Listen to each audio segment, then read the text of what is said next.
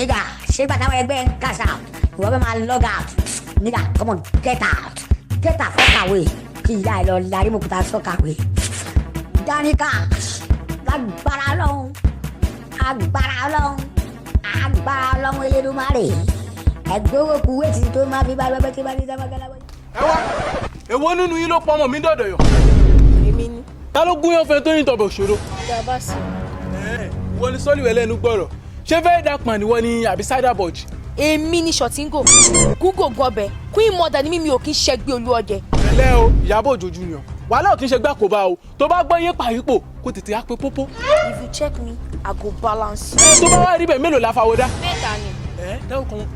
Instagram, TikTok àti Facebook. Wọ́n kàn kéré. Ẹ̀rọ small no small. Crazy. Ó dáná òṣà mélòó ló ń bẹ lórí TikTok? Méjì ni. Ogba family àtọ̀bàrà. I know say you go whine me but I no go panic. Ta ni apanimáyọ̀dà lórí Instagram? Sammy ni bàbá àwọn ọmọ youth. OTP ọmọ tẹ pánkọ. That's crazy. Ẹ̀yin ẹ̀mẹ̀ dáríjì mi, ọmọdé ò lè mọ bàkífà kó má wù ní kọ. Ẹ jẹ búrẹ́. Ẹ má jẹ búrẹ́, èbúrẹ́ kóró. Ẹ ṣe ìjọjà.